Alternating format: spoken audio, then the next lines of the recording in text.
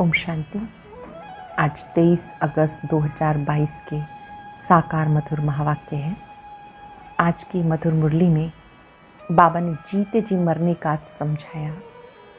जीते जी मरना अर्थात जब इस देह दुनिया में रहते हुए बुद्धियोग सबसे हटा लेते हैं, आत्मा मन बुद्धि से देह से डिटैच हो जाती है, तो ये जीते जी मरना है। बाबा आकर जीते जी मरना सिखाते हैं, याद दिलाते वापस घर जाना है, तो सबसे ममत्व मिटा देना है। यही बेहद का संन्यास है, जब आप बुद्धि से सब कुछ भुला देते हैं। सबसे ममत्व मिटाने से आत्मा परम धाम घर में बुद्धियोग बाबा से लगाती है, शक्तियाँ प्राप्त करती है। ये अशरीरी बनने का अभ्यास अभी करना है। साइलेंस बल से साइंस पर जीत पानी है। बाबा कहते हैं, मेरे मीठे लाडले बच्चे, हे आत्माएं, मैं तुम्हें घर जाने का रास्ता बताता हूँ और कोई भी घर वापस नहीं ले जा सकते हैं। बाबा से आपको ये अविनाशी ज्ञान रत्न मिलते हैं। ये अविनाशी ज्ञान रत्नों का धंधा आपको ज़रूर करना है और उसके लिए सबसे अच्छा समय है अमृत वेला। अमृत वेले इन ज्ञान रत्नों का मनन करो। यही ज्ञान रत्न फिर सत्युग में आप स्थूल रूप से साहूकार बन जाते हो। चलते फिरते भी बुद्धि से एक बाबा को याद करना है। इस दुनिया से, देहधारियों से सबसे ममत्व मिटाकर एक बाबा को प्यार से याद करना है। सुनते हैं बाबा के मधुर बोल, बाबा के शब्दों में। बाबा कहते, मीठे बच्चे, अब ये पुराना घर छोड़ बाप के साथ घर चलना है। इसलिए इस घर शरीर से ममत्व मिटाते जाओ, अपने को आत्मा निश्चय करो। अब ये पुराना घर छोड़ बाबा के साथ जाना है। इसलिए पुराने शरीर से, घर से ममत्व मिटाते जाओ, अपने को आत्मा निश्चय करो। क्वेश्चन है, देही अभिमानी बच्चों के मुख से कौन से शब्द नहीं निकलेंगे? मेरे मन को शांति कैसे मिले? ये शब्द देही अभिमानी बच्चों के मुख से नहीं निकल सकते। देह अभिमान वाले ये शब्द बोलते हैं क्योंकि उन्हें आत्मा का ज्ञान ही नहीं। तुम जानते हो, आत्मा का स्वधर्म शांत है। मन की शांति की तो बात ही नहीं। आत्मा अपने स्वधर्म में टिक जाए, मन शांत हो जाएगा। आत्मा सो परमात्मा कहने वाले इस बात को समझ नहीं सकते। जो आत्मा को परमात्मा कह देते हैं, वो इन बातों को समझ नहीं सकते। गीत है, मरना तेरी गली में, जीना तेरी गली में। ओम शांति। बच्चे जानते मरना किसको कहा जाता? आत्मा शरीर से अलग हो जाती है, उसको मरना कहते हैं। यहाँ बच्चे जानते हैं हम जीते जी शरीर से अलग हैं और अपने परम पिता परमात्मा के साथ उनके धाम जाने वाले हैं। जो आत्माएं जा नहीं सकती, उनको योग से पवित्र बना रहे हैं। जो आत्माएं जा नहीं सकती, उनको योग बल से पवित्र बना रहे हैं। इसे कहा जाता नॉलेज। रूह को नॉलेज मिलती है। ये बच्चे बच्चे कहने वाला कौन? परम पिता परमात्मा, जिसको सब भगत याद करते हैं। आत्मा समझती पतित पावन बाप मुक्ति, जीवन मुक्ति देने वाला है। उनको तो अपना शरीर है नहीं, ये लोन लिया है। हमको भी छोड़ना है और जिसका घर है उनको भी छोड़ना है। वैसे तुम बच्चों का भी ये पुराना घर है, इसमें खिड़कियां आदि सब हैं। आत्मा के लिए ये शरीर पुराना घर है और इसमें खिड़कियां आदि सब हैं। आंखें खिड़कियां हैं। बाबा कहते, बच्चे, ये पुराना घर छोड़, अब घर चलना है, मेरे साथ घर चलना है। जीते जिस घर से ममत्व मिटाते जाओ, अपने को आत्मा निश्चय करो, बाप को याद करो। ये तो बच्चे जानते हैं, दो चीज़ें हैं, जीव और आत्मा। मनुष्य जब दुखी होते हैं तो जीव घात करते हैं, आत्मघात नहीं। आत्मा जानती शरीर के कारण आत्मा को दुख होता, इसलिए उसको छोड़ना चाहती है।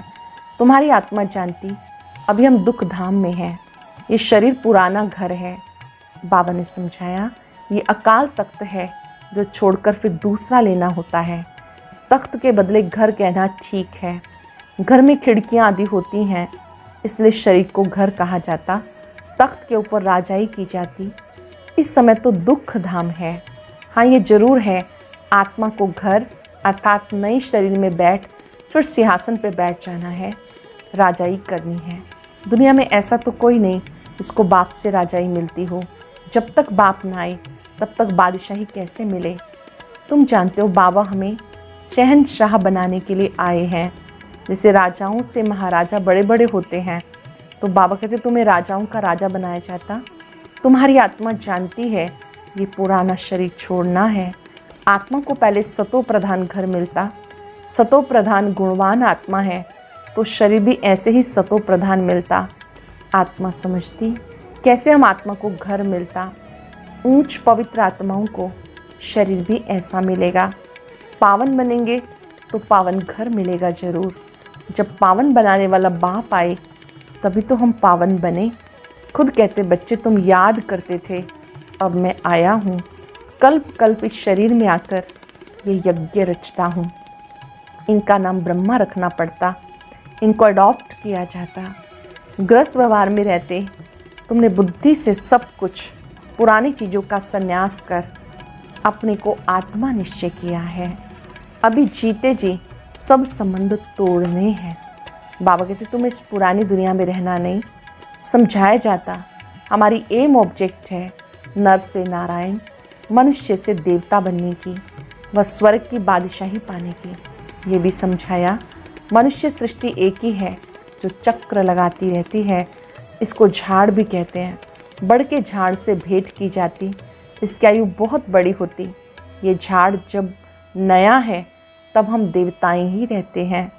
अभी तो पुराना हो गया, इसमें सब गरीब हैं, पाई पैसे का व्यापार करते हैं। अब तुम बच्चे ज्ञान रत्नों का व्यापार करते हो। कौन सा व्यापार करते हो? ज्ञान रत्नों का। बाप से रतन ले फिर औरों को देते हो। अब तुम्हारी श्रेष्ठ हीरे जैसी बुद्धि बनती है। तुम्हारा व्यापार है ज्ञान रत्नों का। ज्ञान रत्नों के बाद फिर वो रतन भी तुम्हें अथाह मिलते हैं। यहाँ पर ज्ञान रतन सतयुग में वो स्थूल धन का रूप ले लेते हैं। ज्ञान रत्नों के बाद फिर वो रतन तुम्हें अथाह मिलते। गाया हुआ है सागर हीरे जवाहरात की थाली ले तुम्हें आगे भेंट रखते हैं। तुम अब पढ़ाई को पढ़ाने वाले को जान गए हो। बरोबर हमारा परम पिता परमात्मा ज्ञान रत्नों का सागर है, जिसको रूप बसंत कहा जाता है। आत्मा ज्ञान रत्नों का मुख से वर्णन करती है। तुम्हारा धंधा ही ये है, तुम अमृत वेले उठ ज्ञान रत्नों का धंधा करो। प्रभात अच्छी होती है, कहते राम सिमर प्रभात मोरे मन। ये आत्माओं ने कहा। मन बुद्धि आत्मा में है। मनुष्य देह अभिमान में रहते कहते मन मेरा शांत नहीं होता। जैसे कि शरीर में मन है, परंतु आत्मा कहती मेरे मन को बुद्धि को ज्ञान नहीं, मुझे शांति चाहिए। वे अपने को आत्मा समझते नहीं। शांत व अशांत आत्मा होती है। आत्मा कहती मैं अशांत आत्मा हूँ, मैं शांत आत्मा हूँ। देह अभिमान वाला कहेगा हमारे मन को शांति कैसे मिले। मन क्या है वो भी समझते नहीं। आत्मा को शांति मिलती व आत्मा के मन को, पहले तो आत्मा को जानना पड़े। आत्मा का स्वधर्म शांत है। ये शरीर तुम्हारे ऑर्गन्स हैं, इनसे चाहे काम लो चाहे स्वधर्म में टिको। आत्मा देह धारण करती है, पार्ट बजाती है। स्वधर्म में टिकते हैं तो शांति का अनुभव करते हैं। सन्यासी भी इन बातों को नहीं जानते, कह देते आत्मा सो परमात्मा, परमात्मा सो आत्मा। परंतु ताकत कैसे मिले जो शांति में रह सके। जब बाप को याद करे तब ताकत मिले। अंडरलाइन करेंगे, ताकत कब मिलती है? जब बाबा को याद करते हैं तो ताकत मिलती है। सिर्फ शांति से कोई फ़ायदा नहीं। वह समझते हम आत्मा सो परमात्मा, हम आत्मा परमात्मा के लोक में चली जाएंगी और कुछ भी नहीं जानते। पुनर्जन्म को ही भूल जाते, 84 जन्मों को भी भूल जाते। बाबा सम्मुख समझाते तुम समझते हो हमें बाप के गले का हार बनना है। हम असल उस बाप के गले का हार थे। अब नाटक पूरा होता है। नाटक में एक्टर खेलते भी रहते हैं, टाइम भी देखते रहते हैं। अभी नाटक पूरा होता है, बाकी इतना टाइम है, टाइम पूरा हुआ, सब एक्टर खड़े हो जाते हैं, फिर ड्रेस बदली कर घर चले जाते हैं। हूबहू तुम्हारा भी ऐसे ही पार्ट है, बाप आई है लेने के लिए। ये प्रश्न ही नहीं उठता कि आत्माएं वहाँ होंगी या नहीं। हमारा काम है वर्षा लेना, जरूर आत्माएं होंगी, तभी तो आती रहती हैं। परमधाम में आत्माएं होंगी तभी तो आती रहती हैं, वृद्धि को पाती रहती हैं, अभी भी आती रहती हैं, तभी तो बर्थ कंट्रोल करते हैं। आत्माओं को वहाँ से स्टेज पे आना ही है, फिर बर्थ कंट्रोल क्या करेंगे? जो कुछ बची खुची आत्माएं हैं सब आएंगी, इसलिए तो वृद्धि होती रहती, वृद्धि होनी ही है, ये तुम बच्चों को पता है। जो कुछ पिछाड़ी वाले रहे हुए होंगे आते जाएंगे। जैसे मच्छर देखो रात को आए, सुबह को देखो तो सब मरे हुए हैं, परंतु उनका कोई हिसाब किताब थोड़ी है। ये तो जो बड़े बड़े साइंसदान हैं कितना माथा मारते रहते, खोज करते रहते। जैसे ज्ञान की ऊंचाई है, माया भी कम नहीं। देखो आसुरी मत पर क्या क्या बना रहे हैं, श्रीमत क्या कहती है, साइंस वाले क्या कहते हैं। सुख भी है तो इन चीज़ों से विनाश भी होना है। साइंस और साइलेंस, तुम सदैव बाप को याद करते रहते हो साइलेंस में। आप हमेशा बाबा को याद करते रहते हो साइलेंस में। उनको फिर साइंस का कितना घमंड है, कितने एरोप्लेन बारूद आदि हैं। साइंस पर साइलेंस की विजय होती है। कई कहते हैं मन जीते जगत जीत, परंतु माया जीते जगत जीत कह सकते हैं। आत्मा अशरीरी हो बाबा के पास चली जाएगी। कहते हैं मन में संकल्प विकल्प ना आए, बाबा कहते हैं ज़रूर आएंगे। मन में संकल्प विकल्प जरूर आएंगे। माँ में कम याद करो। हम आत्मा अपने साइलेंस होम मुक्ति धाम में जाती हैं, पियर घर जाती हैं। बुद्धि भी यही कहती बाबा आया है, हमें घर ले जाएंगे। गाइड बाबा ही है, कहते मेरे लाडले बच्चे मैं तुम्हें साथ लेके जाऊंगा। लाडले बच्चे सुनेंगे आवाज़ बाबा की। बहुत प्यार से आपका नाम पुकारते हुए बाबा कह रहे हैं लाडले बच्चे मैं तुम्हें घर लेके जाऊंगा। कोई ने भी घर का रास्ता नहीं देखा, अगर एक ने देखा हो तो बहुत देख लें, वह जाना भी सिखाएं। यहाँ से मनुष्य तंग होके कहते हैं जाएं, सत्युग में से थोड़े कहेंगे। सुखधाम को सब याद करते हैं। बाबा कहते हैं मैं सबको लेके जाऊंगा मच्छरों सदृश। वे सिर्फ कह देते बोध की आत्मा निर्वाण धाम गई। अगर वो चला गया तो बाकी सब उनकी इतनी वंशावली वो कैसे जाएगी? कोई जा नहीं सकते, मैं तो जा सकता हूँ ना। मैं आता हूँ ले जाने। सत्युग में कितने थोड़े होते हैं, इस समय कितनी आत्माएं अथाह हैं, मच्छरों सदृश है ना। सबको ले जाना एक बाप का काम है। बाबा कहते मेरे गले का हार बनने से फिर विष्णु के गले का हार बनेंगे। गिरेंगे भी पहले, वह पुजारी बनते तब रावण के गले का हार बनते। आखिरी में यह हालत हो जाती। तुम जानते हो हम आधा कल्प सुख में आधा कल्प दुख में रहते हैं। सत्युग त्रेता सुख में, द्वापर कलयुग दुख में रहते हैं। रावण के गले का हार पहले देवी देवता धर्म वाले बनते, फिर और धर्म वाले आएंगे, वह भी रावण के गले का हार बनेंगे। अंत में सब रावण के गले का हार बन जाते। ये ड्रामा का खेल ऐसा बना हुआ है जो सिवाय बाप के कोई भी समझा नहीं सकता। पॉइंट्स बहुत मिलती हैं समझाने के लिए।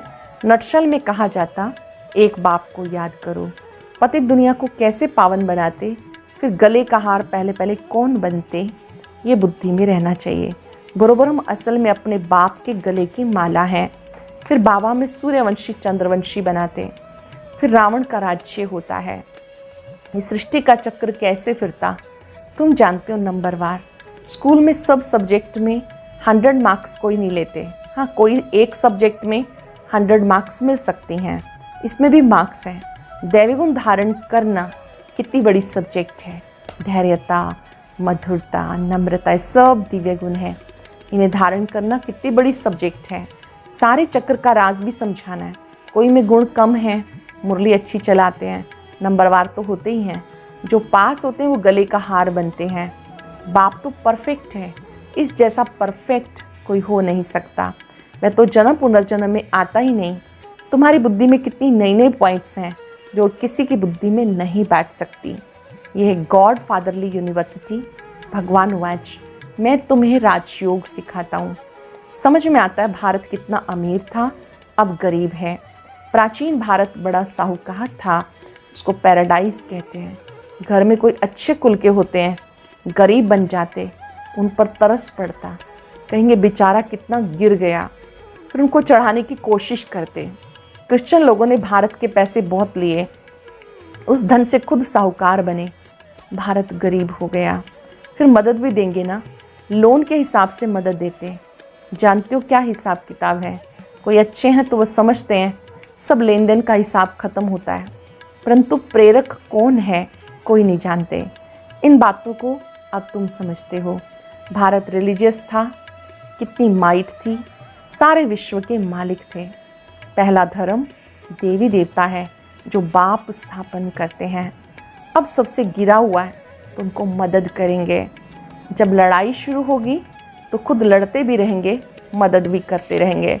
अब देखो देते रहते हैं, नहीं तो भारत भूख मर जाए। परंतु कभी ऐसे हुआ नहीं। कैलेमिटीज भी आती रहेंगी, प्राकृतिक आपदाएं भी आती रहेंगी। लड़ाई तब लगेगी जब पढ़ाई पूरी हो जाए। अभी तो पढ़ाई चल रही है, बाबा को पढ़ाना है। ब्रह्मा द्वारा आदि सनातन देवी देवता धर्म की स्थापना हो रही है। शिव बाबा ब्रह्मा द्वारा आदि सनातन देवी देवता धर्म की स्थापना कर रहे हैं। अच्छा, मीठे मीठे सिक्के लदे बच्चों प्रति माता पिता बाप दादा का याद प्यार गुड मॉर्निंग। रूहानी बाप की रूहानी बच्चों को नमस्ते। रूहानी बच्चों की रूहानी बाप दादा को नमस्ते, गुड मॉर्निंग। शुक्रिया बाबा, शुक्रिया। धारणा के लिए सार। अभी ज्ञान रत्नों का धंधा करना है। रूप बसंत बन पढ़ाई पढ़नी और पढ़ानी है। बाबा के साथ वापस घर जाना है, इसलिए पवित्र जरूर बनना है। और शरीरी बन बाप की याद में रह, साइलेंस बल से साइंस पर विजय पानी है। साइलेंस बल से साइंस पर विजय पानी है। वरदान सदा उमंग उत्साह के पंखों द्वारा उड़ने और उड़ाने वाले, मजबूत और अथक भव। सदा उमंग उत्साह के पंखों द्वारा उड़ने और उड़ाने वाले, मजबूत और अथक भव। आप आत्माएं अनेक आत्माओं को उड़ाने के निमित्त हो, इसलिए इस उमंग उत्साह के पंख सदा मजबूत हों। सदा इस स्मृति में रहो, हम ब्राह्मण बीके विश्व कल्याण के जवाबदार हैं। तो आलस और अलबेलापन स्वतः ही खत्म हो जाएगा। कभी भी थकेंगे नहीं। जिनमें उमंग उत्साह होता है वो अथक होते हैं। वो अपने चेहरे और चलन से सदा औरों का भी उमंग उत्साह बढ़ाते हैं। जो उमंग उत्साह में रहते हैं वो औरों का भी उत्साह बढ़ाते हैं। स्लोगन है, बाप के संग का रंग लगा हो तो सब बुराइयां सहज ही परिवर्तन हो जाएंगी। बाबा के संग में रहने से जो भी बुराइयां हैं वो भी बदल जाएंगी, अच्छाइयों में परिवर्तित हो जाएंगी। संग का ही बड़ा महत्व होता है। आज अभ्यास करेंगे। मैं उमंग उत्साह के पंखों से सदा उड़ने वाली अथक आत्मा हूँ। उमंग उत्साह के पंख निरंतर उड़ती कला का अनुभव कराते हैं, शक्तियों का अनुभव कराते हैं। उमंग उत्साह वाली आत्मा दूसरों को भी उत्साहित करती है, कमजोर विचारों को समाप्त कर देती है। परमात्मा शक्तियां अपने में इतनी भरे,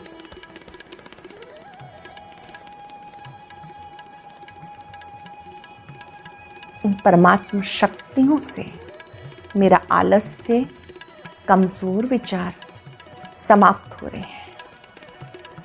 मैं अथक हूं, शक्तिशाली हूं। 5 सेकंड बाबा पर एकाग्र हो जाएं। उनकी शक्तियां मुझे अथक भव का वरदान दे रही हैं। शुक्रिया बाबा, शुक्रिया।